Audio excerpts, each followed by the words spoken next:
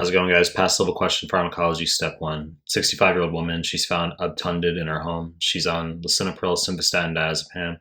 Question wants to know a drug interaction with which of the following is most likely responsible for the patient's condition. So let's just throw in an additional mystery drug that the patient may have taken that's responsible for her being obtunded. Okay, so choice A, calcium carbonate, wrong fucking answer.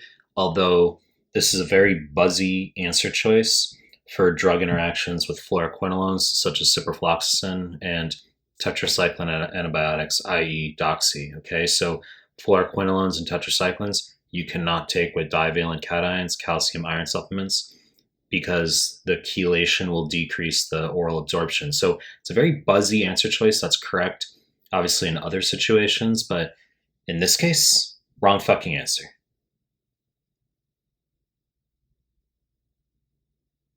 Choice B, cimetidine, correct answer. Cimetidine is an H2 blocker, decreases stomach acid secretion, and OMG, it inhibits P450, and that presumably has led to increased serum levels of diazepam, benzodiazepine, which has led to the patient's current decreased Glasgow coma scale. Okay, now this isn't me trying to be slick or creative. This shows up in one of the offline NBMEs. Okay, so if you're trying to figure out what's going on here, she's obtunded. If you're just reading the question, well, you say that could be due to the diazepam. And then when you see some of these drugs here, you can kind of see the P450 relation. So actually, before I go to the next one, you should also know cimetidine can cause gynecomastia. Griseofulvin, wrong fucking answer. It induces P450. Okay, it's a microtubule inhibitor. That's an antifungal. It's the oral treatment for tinea capitis. Shows up in one of the family medicine forms.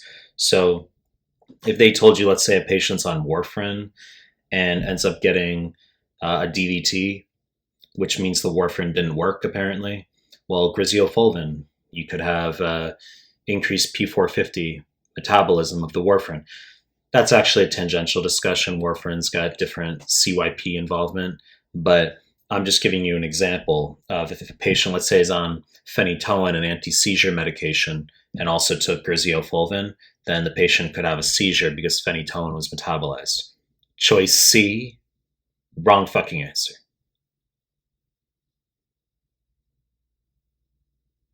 Choice D, loratadine, wrong fucking answer. So you notice ADINE versus cimetidine, IDINE. So loratadine is a second generation H1 blocker, anti-allergy medication, ADINE. Fexofenadine, loratadine. Cimetidine, IDINE, H2 blockers. Ranitidine, cimetidine, okay?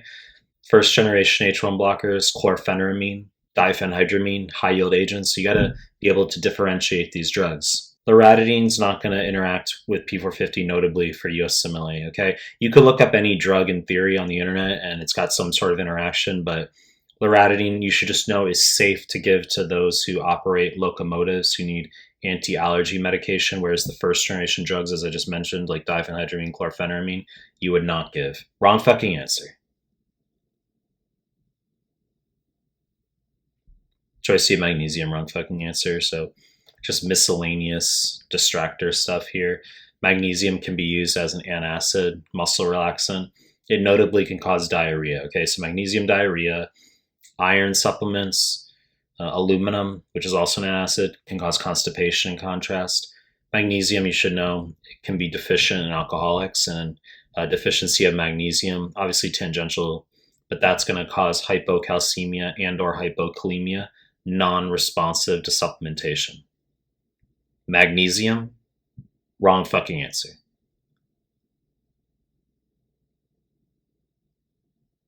You know the deal. Until you make more content, like my subscribe channel.